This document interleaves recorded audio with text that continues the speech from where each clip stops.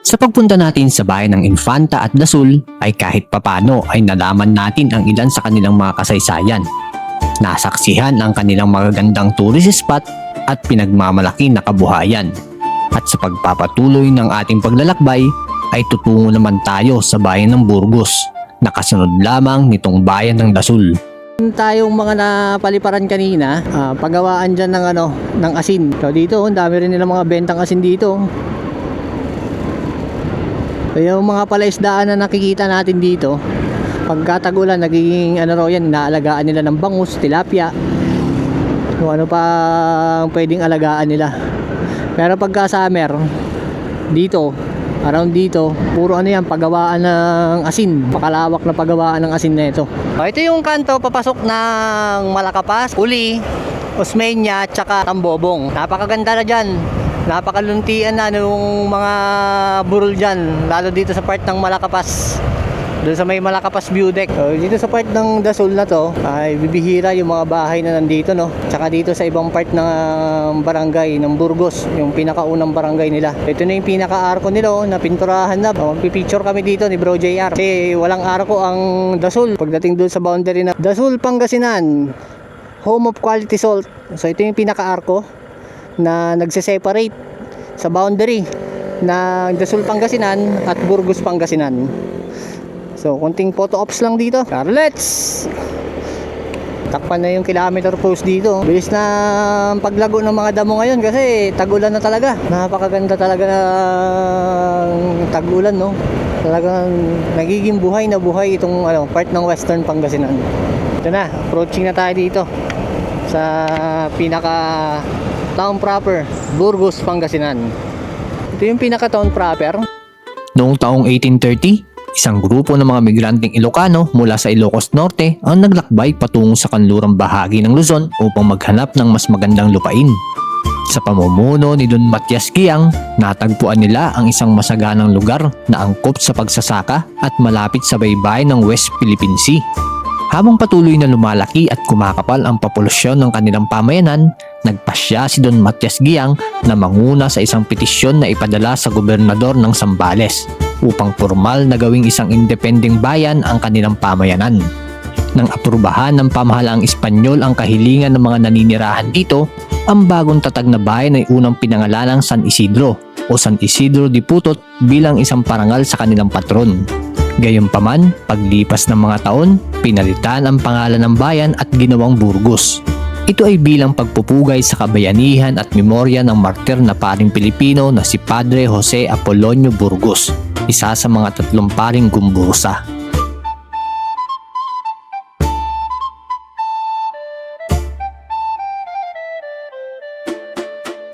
Lahat na mga government offices nila. So yung Hall of Justice, Fire Station, tsaka Police Station. Bahan nila, ganda oh. Bro, alam mo ba na ang Burgos, Pangasinan dating pangalan niya San Isidro din? Oo. Pero meron pang karugtong yun eh. May karugtong pa yung Isidro na yun eh. Dito na yata eh. Ikot tayo dito. Yung mga tourist spot nila dito. Di Kalikasan Farm and Resort, Quebart Cold Spring. Meron pala na ito po. Pau Beach Resort, Batog Beach, Cabungawan Beach Resort, San Pedro de Apostol Parish, Bragas Ancestral House. Meron pa yun, bro.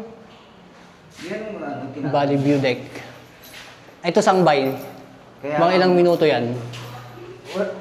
Tapos Carmelite Monastery. Ayun pala. Paalis na kami ni Bro JR dito. Going to Mabini na kami. So, napakarami rin palang dito, no? So, marami silang tourist spot dito. Yung Cabungawan Beach, yung Deep Pool, sakop na raw pala ng Agno yun. At hindi na Burgos ang nakakasakop doon sa Deep Pool. Ayun sa kanilang tourism office. So, dahil nagipag-usap kami doon kanina, bali itong next na ruta natin ay going to Mabini, Pangasinan. Ayan, welcome sa poblasyon ng Mabini, Pangasinan. Ito, ang bayan ng Mabini, isang third-class municipality sa kanlurang bahagi ng lalawigan ng Pangasinan. Bago ito naging bahagi ng Pangasinan, ang bayan ay orihinal na itinatag noong 1800 sa ilalim ng lalawigan ng Zambales at kilala noon sa pangalang Balingkagin. Ang pangalang ito ay nagmula sa salitang Sambal na Bali Lan Kagin na ang ibig sabihin ay bahay ng mga paniki. Sa unang bahagi ng panahon ng mga Amerikano, partikular noong 1904, ang Balingkagin kasamang iba pang mga kalapit na bayan sa hilagang Zambales ay inihiwalay na at isinama sa nasasakupan ng lalawigan ng Pangasinan. Ito ay ginawa upang mas madali ang pamamahala at pakikipagkalakalan sa rehiyon. Noong taong 1930, formal na binago ang pangalan ng munisipalidad. Mula Balingkagin ay ginawang Mabini. Ito ay upang parangalan si Apolinario Mabini, ang dakilang paralitiko at ang utak ng Rebolusyong Pilipino na lumaban para sa kalayaan ng bansa. Sa kasalukuyan, ang Mabini ay isang masiglang bayan na binubuo ng 16 na barangay. Bagamat ito ay isang landlocked o napapaligiran ng lupa ng munisipalidad, mayaman ito sa mga kabundukan, lambak at sikat sa mga atraksyon ng Kakupangan Cave at Balingkagin River.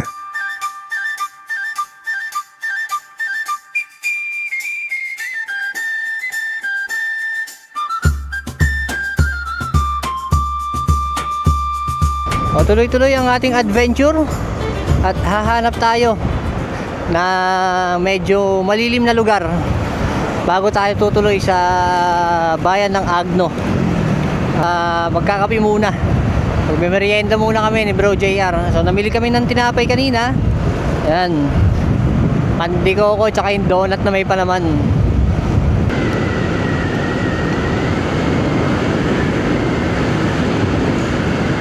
Ganda ng rock formation ng bundok na to, no? Lalo na ngayon, tag-ulan.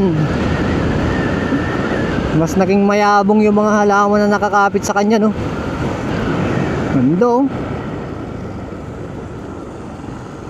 Ganda, bro, no? Ganda na ito, no? Parang ano nga bro yan eh. Napansin ko na yan nung ano. Ganda ng rock formation na to. Parang layer by layer. Kaya nga, no? May pangalan kaya yung bundok na yan? Tanong kaya natin dito, no? Sir, anong pangalan ng bundok na to? May pangalan ba yan?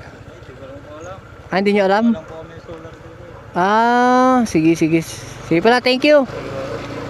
Bro, pwede tayo mag... Ha? Hindi sa malilim? Paalam lang ako. Nay, pwede ba kami magparking saglit? Magpapainit lang kami ng pangkape namin, magkakape lang kami. Salamat po. Nay, may pangalan ba tong bundok na to? Ay, wala.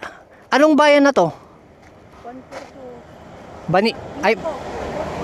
Burgos pa to. Ito nga ang last na barangay ng Burgos. Anong ba pangalan po ng barangay? Anapaw. Anapaw. Kaya ano. Thank you, nanay. Ito.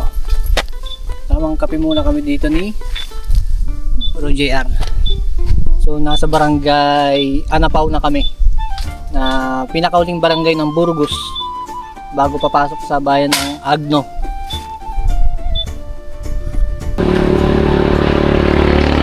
Yung oatmeal na gawa ni Commander, oh. Pinabaho niya sa atin. Yung katayan namin ni Bro JR.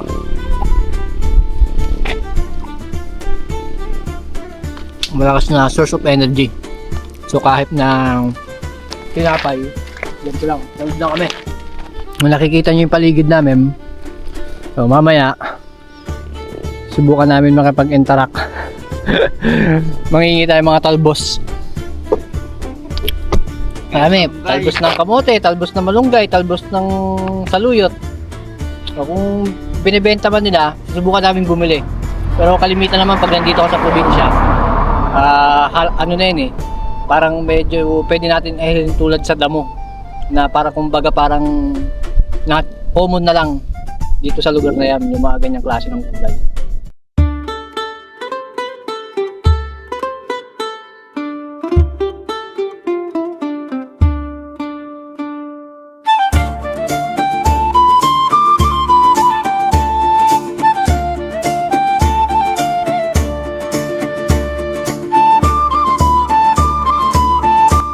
So parang nagagastos ko pa lang ay yung 560 pesos na pinultang ko kahapon sa Zambales.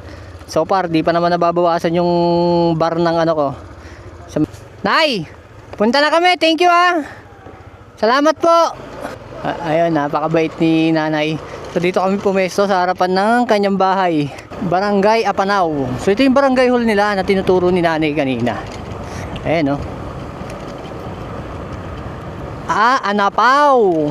Barangay Anapaw. Apanaw ako ng Apanaw. Anapaw. Oo, napagbabaligtad ko yung P tsaka yung N. So, sorry. Ayun na, oh. Yo, tingnan nyo, may mga poste na rito, no? Ang ganda, no? Mga bagong poste yan, no? Kakabit dito yan para maging maliwanag. Ayun, no? May mga nakakabit, no? So, yung pinaka-solar light na ikakabit dyan. Parang ganun sa Dasul. So, di ko alam kung project ng buong government ng Pangasinan yan or by LGU.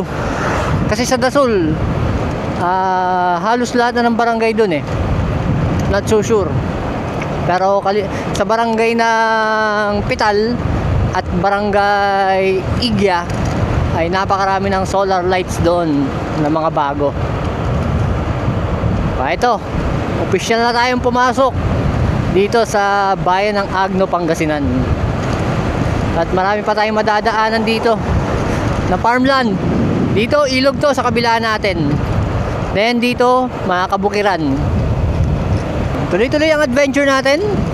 Kasama si Bro JRTV. Papunta tayo ng bayan ng Agno, home of the Umbrella Rock. So napakaraming rock formation doon na mistulang payong ang hugis. Kaya naging home of Umbrella Rock.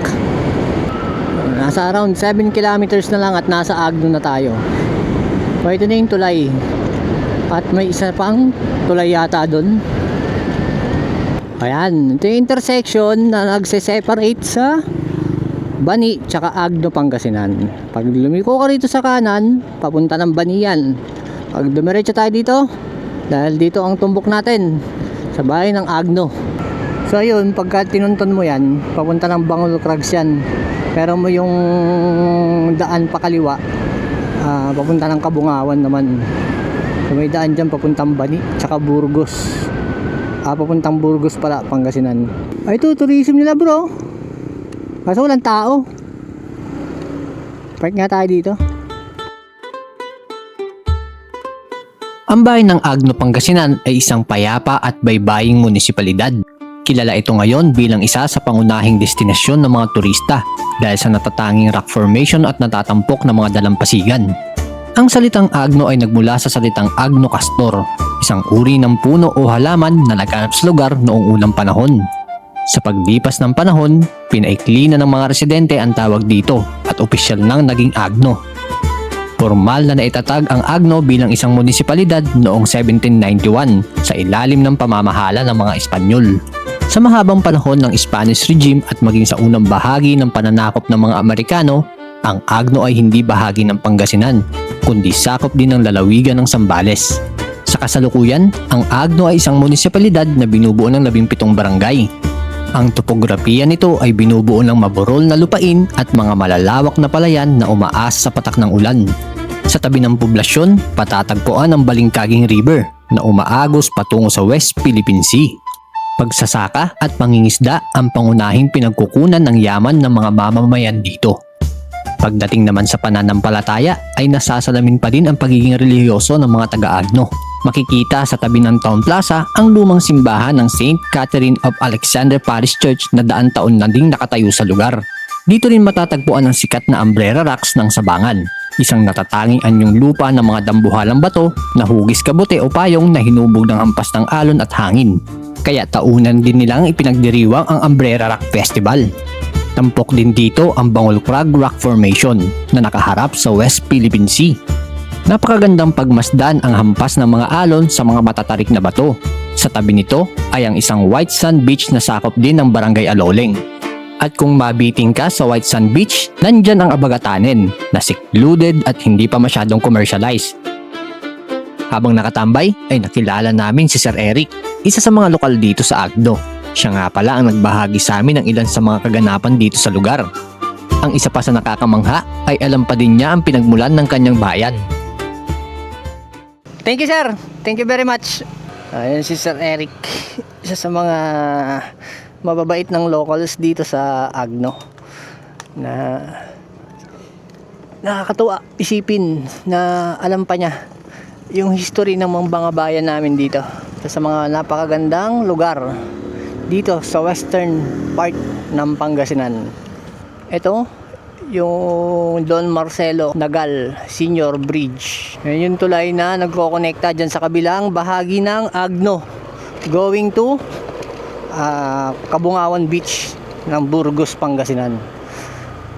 So ito yung MDRMMO nila office at dito tayo dadaan. So next destination natin paglagpas natin dito sa Agno ay ang bayan ng Bani, Pangasinan, then going to Bulinaw na tayo mga idol. Yan, ito yung papunta ng public market nila, no? Medyo maliligaw ka rito pag di mo kabisado. Pero ako pang ilang beses ko naman na pumunta rito. Kaya hindi na tayo masyado maliligaw. So mag-ingat lang kayo dito sa mga one way dito. Kasi napakaraming kanto. May mga lugar na kung saan one way lang. Ito yung pinaka-munisipyo nila. Ganda, no? So, pasukin natin. So, nandito na tayo eh, Presidensya. Oh, ganda, no? So, dito yung papunta ng Umbrera Rock. Agno National High School, Agno Central Elementary School, Iglesia ni Cristo, tsaka public cemetery nila. Oh, Rizal Street. Kaya pala nandito yung rebulto ni Dr. Jose Rizal. Hanapin natin yung simbahan nila. Ito yung pinaka-Catholic church nyo. Talagang simbahan na to. Talagang mababibes mo na sobrang ano na siya, no? Sobrang tagal, saka sobrang tanda na ng simbahan na to. Parang ano na, no? Oo. May katagalan 16 no? Ayun, no? Oo. Pero mo may mga ganyang simbahan pa na talagang ano, no? Saint Catherine of Alexander Parish, 1610, Roman Catholic Church, Agno, Pangasinan. Sa Bambang Nueva Vizcaya, Saint Catherine siya, pero Saint Catherine of Siena. So ito Saint Catherine of Alexandria Parish. So bakas mo yung mga ano, no? Kita mo yung mga lumot tsaka mga halaman ng balete doon sa taas na nakakapit. Let's go. Tuloy-tuloy na kami. So next destination natin yung mga barangay dyan along the coastal area. At di tayo pwede dumaan dito, liliko tayo dito sa kanan. Umbrera Rocks, turn left 4.2 kilometers. Dito ang daan natin. Mula dito sa Regidor Street, pupunta tayo ng Mabini Street. At tuloy-tuloy na natin tong babaybayin. Abagaten, tsaka Umbrera Rock. Dito tayo, liliko tayo dito. Sarap po, may dala silang fruit juice. Sana all magdi-date. Pop-up doll. O dito, medyo akyatin na yung mga daan dito, no? Nakaka-experience na tayo dito na akyat baba. Wow, ganda, di ba? Wow! You know? Ang ganun dagat. Wow! Ganda ng lugar nila dito. Wow! Ito masarap pag-camping, oh. Rospat lang, di ba? Medyo marami kasing puno rin na maraming puno na rito na matataas, saka mga halaman. Di na natin masyado makita yung dagat. Pero napakaganda dyan. Wala yan. Naku, tanaw na tanaw natin yung ganda ng dagat dyan. Wow, di ba? Napakaganda ng dagat. So dati nagfi-fishing ako dyan sa pinakadulo niyan. May mga magagandang na doon, structure, parang resort yata yan. Tapos yung daan doon meron na. Dati hindi pa tagusan yan eh. Hanggang dyan lang talaga sa dulo ng beach na yan yung napupuntahan ko. At hindi pa ako nakakaakyat o nakakadaan dyan sa kalsada na yan, yung packet na yan. Tignan natin yung kalsada dyan, kung anong tawag nila sa daan na yan. So white sand yung kanilang buhangin dito. Kapag punta nyo rito, walang masyadong signal dito, no? Ayawan ko lang ngayon, pala. Pero dati nung nagpupunta ako rito, walang gaanong signal. Napakaraming cottages tsaka kwarto na pinaparentahan dito. Wow! Sarap sana maligo, no? Sarap sana maligo. Oo, ang ganda dyan oh. Ganda, gawa na yung kalsada rito bro. Dati wala yan. At saka yung tulay dati dito, kahoy tsaka steel. Pinaghalong kahoy tsaka steel. Oo, yung itong tulay dati dito. Dead. Bago to. Oh. Ilang taon ka na hindi nakapunta dito bro? Siguro may ano na rin, 2 taon na. Kaya napansin ko parang ano na rin taon na rin Oo. itong ano. Pero dead end dati to bro. Walang kalsada dati dyan. Pero dati, time na yon parang ginagawa na yata. Wow. Yun o, liguan o. Meron silang tali. Pwede kang magana doon swing. Barangay Macaboboni. Barangay Macaboboni. Oh. Kahit pa paano medyo malaki yung pinagbago ng lugar, no? Ganda. Pero saan dito yung kalsada? As first time ko na lang makakapasok dito. Ngayon na lang uli. Ito yung daan papuntang ano, no? Bani. Mga gaano pa kalayo yan? May 1 oras? Mahigit. Sige, pwede naman. Pero sementado na lahat, no? Yun ang kagandahan. Ano pangalan ng lugar dito? Bagatan, Agabatan. Bagatanan. Sige, thank you. Abagatanan. Yun na, nakasulat. Abagatanan Integrated School. Ito yun. Tara, pasukin na natin tong kalsada na to. Mukhang napakataas Uy! Mataas nga, bro. Grabe, ayun oh, napakaganda ng lugar na to. Solid. Bagong-bago yung daan. Ang bihira madaanan, no? Pero matagal ko na nakikita sa mapa na sementado to.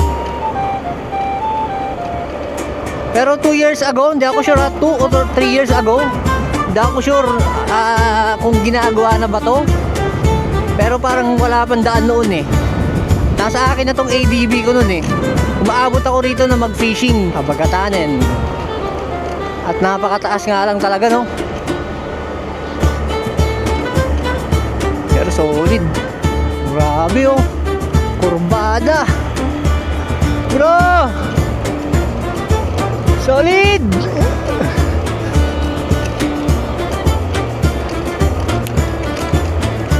Wow!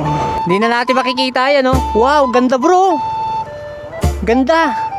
Ito sana yung pinagpipara mo no? Hindi, kitang-kita yan doon. Hindi na natin makikita yan mamaya. Gilid muna tayo. Nung nagpupunta ako rito, wala pa tong kalsada na to Halatang bihira madaanan. Talagang mga lokal lang talagang dumadaan dito. Ayun, may lighthouse doon, Ang dami nilang mga dito. Ano ba yun, anahaw? Pababa ka rito, tapos yan ang makikita mo.